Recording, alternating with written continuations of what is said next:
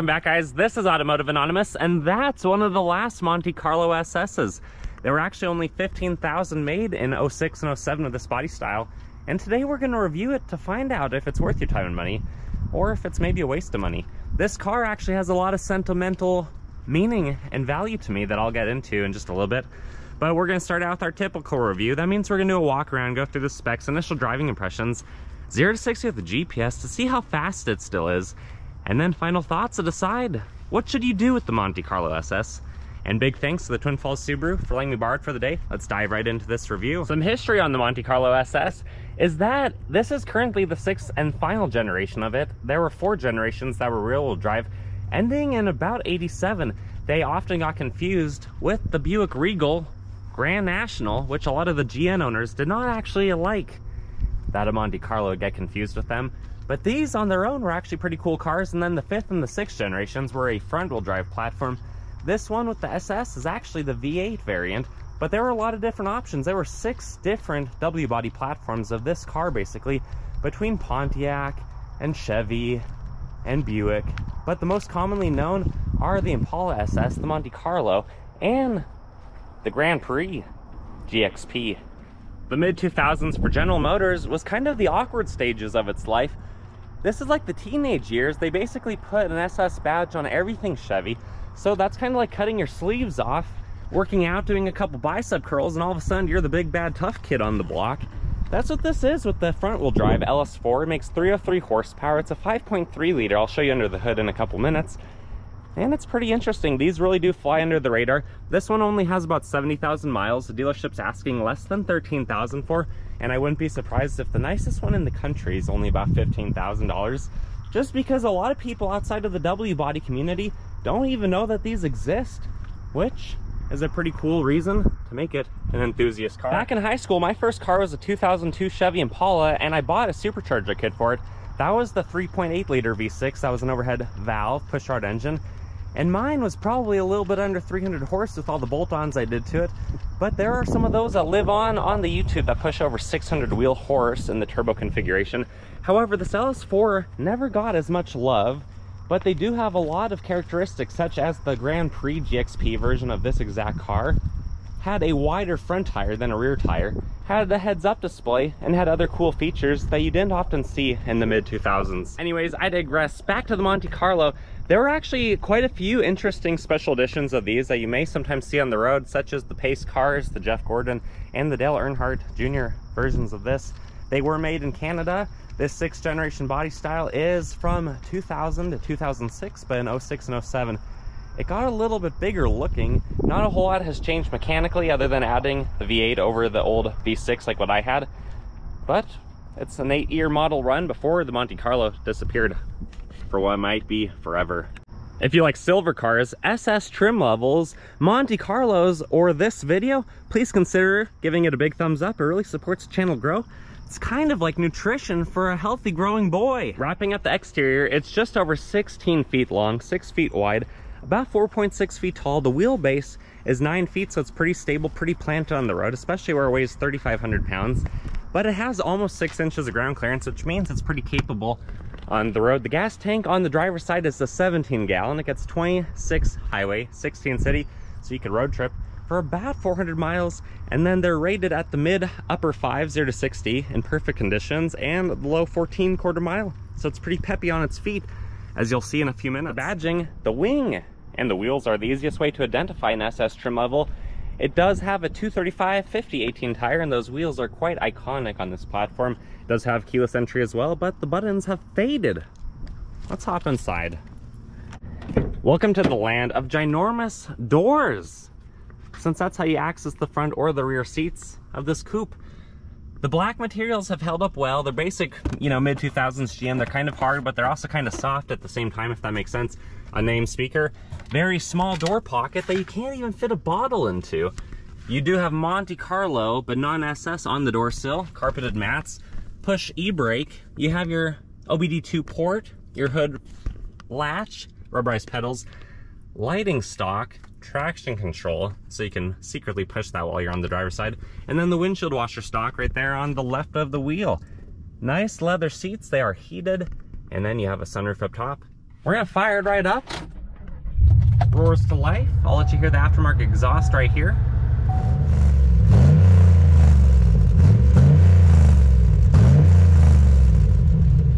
Sitting inside, you can hear the rumble. You can feel a little bit of the shaking from the engine when you rev it, which is pretty cool. It's like a truck-styled steering wheel. It's leather wrapped, big 6 o'clock position, sounds pretty decent. And everything's basically right where you want it to be. You do have really good visibility in here. The rear mirror goes fantastically right through the center of the cabin. Side mirrors are sporty looking from the exterior, but they do well inside. I'll show you the reverse. When you go into reverse, here's your backup camera. Because that's what this generation has. Otherwise, you can go down 1, 2, 3, drive, or the rest of your automatic transmission options. You do have a CD player, basic old school display. You can change that out if you want. A 12 volt, a little bit of storage for some pennies down there. A couple cup holders. Side button that then lifts right up, and you have some CD player slots down there. It's actually kind of decently sized.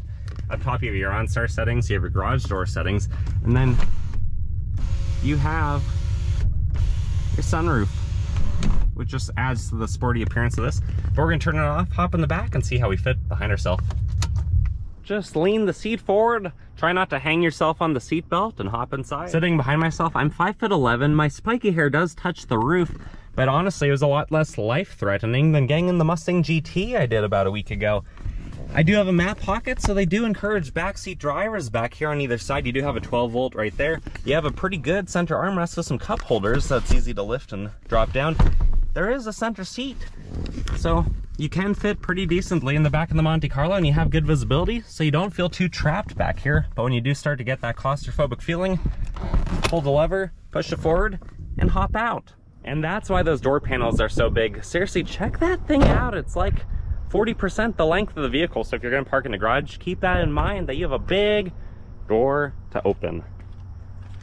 In the back of the Monte Carlo, I honestly think it looks pretty cool back here. You do have the button on the remote to unlock the trunk, and then you can easily lift it. It's a 15.8 cubic foot trunk, so it's pretty large, big enough to have a double subwoofer, which is obviously aftermarket on this one, and then a bunch of more storage. But once you unscrew this, like I already have, you can lift up this old school GM carpeted floor and see your very minimally sized spare tire. And then it's easy enough to drop the trunk lid, hop around to the passenger side. Another ginormous door panel. It's basically identical to the other side, minus a few of those extra controls you get, but you do still have Monte Carlo on the door sill.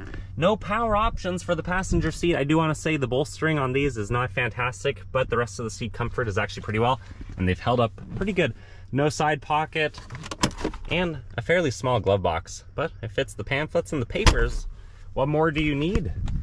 Time to finally come around to the front, pop the hood, and show you the LS4 5.3 liter pushrod V8 engine.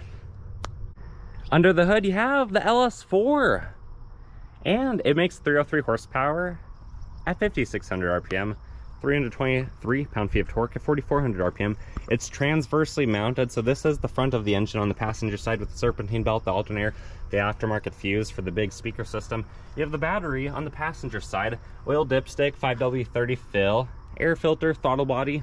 You can basically identify everything because there's not a lot of extra gizmos and gadgets and electronic aids on this platform. You can easily change out the plugs and the wires. As you can see, it does have aftermarket wires, exhaust manifold right there, but you might want to outsource changing the rear spark plugs to someone with really little hands, because that's tight.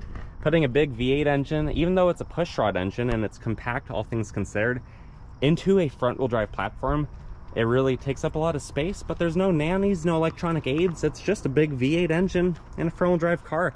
If you want to modify it heavily, you might want to get a 2000 to 2005 V6 version of this car. There's way more aftermarket for those, but there's a few things you can do. There are a few turbo kits and other things you can do for the LS4, but let's drop the hood, take it for a drive.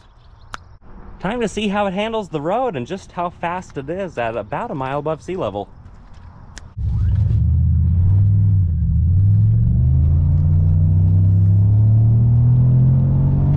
Driving impressions of the Monte Carlo SS is it feels very old school, very iconic. It's over 16 feet long, 3,500 pounds, so it really does have a pretty decent presence on the road. It doesn't handle corners anything like my 2,300-pound Miata, or even like the more modern muscle cars like the Mustang GT I just reviewed about a week ago for you guys. But what it does do is cruise really well.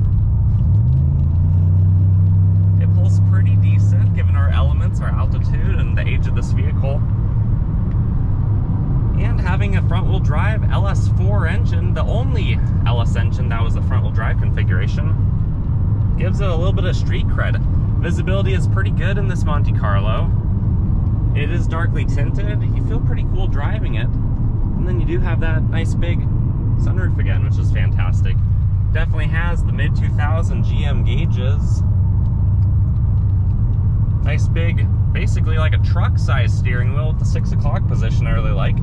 But overall, it's really comfortable. With 71,000 miles, it's held up pretty well, and this is basically the cheapest LS engine you can get. But cruising down the road, going through the country, it has a 9-foot wheelbase. It handles pretty good. You're gonna be getting mid-20s MPG cruising. So doing over a 400-mile road trip before fill-up, before putting some more fuel in this, honestly, it's gonna be a pretty good time. I often talk about how you need power to get around tractors, farm equipment, semis, things like that. This is exactly why. There's a tractor on the left. You know, if there's much more traffic behind me or down this line, oppositional to us, you can see how there's a delay and how you don't have a lot of time to get around stuff. But that's a message for another day. The Monte Carlo is really cool. They're sentimental to me because it's basically the same platform, the W-body platform that the Impala was, which is the car that I had in high school that I supercharged. Mine was the 3.8 liter 3800 Series 2. But the LS4, this is a really cool car. A little bit of torque steer if you let it. The downfall of this platform, other than being front-wheel drive, is that 4-speed 4T65E HD. In this case, the non-HD would be in the regular non-big engine versions. They're kind of lethargic by today's standards, and there's only a moderate amount of aftermarket parts you can do to build these cars. So sure, there are some turboed, some supercharged versions of this, or even some just cammed and full bolt-on LS4 cars. But the transmission is a weak link on this one. It does have aftermarket exhaust. You can hear a little bit of drone around 2,000 RPM. But when I let off the gas, it's pretty quiet, just cruising. Once you get above 3,000 RPM, the drone is gone. And overall, it's just a really cool driving experience. It's a car that I've honestly wanted to drive for, I can say, years now. It handles well. The seat bolstering is pretty good. It's gonna fit a lot of people. It's not very aggressive, so you do slide around a little bit. Being front-wheel drive, it really doesn't handle corners very well at all, but just going down a straight line, this is really comfortable, really convenient. I think this would be a fantastic road trip car, especially with how much room you have and how comfortable our backpack is just chilling in the front. The speakers are okay. They're mid-2000 GM, basically what you could expect. The plastics are sort of soft touch, sort of hard. You know, it just kind of depends. There's a variety of them to choose from. But they've held up pretty well. This one's obviously been maintained well. And it's a really cool car to drive. But you know what, guys? Let's cut to our final thoughts after we do that 0 to 60. So we're gonna get to our private road. 0 to 60 in the SS. Traction control's off, and I'm gonna brake rev the 4-speed automatic, but we'll try not to do a front-wheel drive burnout. Keep in mind, density altitude's about 5,000 feet, so we're basically a mile above sea level, meaning this vehicle is down in power 15 to 18%. And then I'll verbalize the true 0 to 60 and I'll post a GPS graph after if that's a fair rollout. Let's go.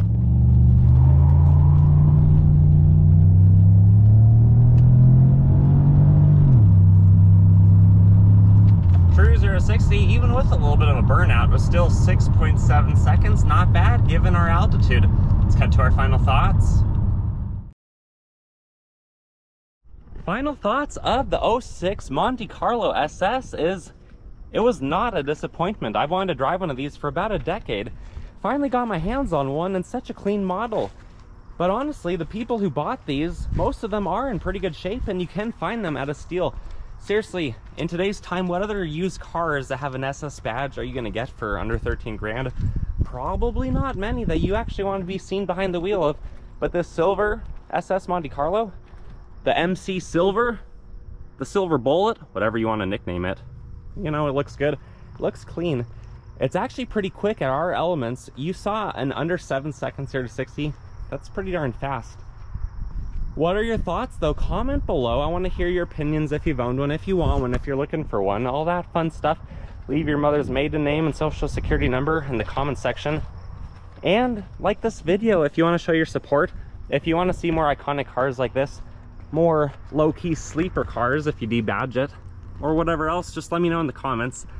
And subscribe if you don't want to miss anything I post weekly. And I hope you guys have a fantastic rest of your day. Take care.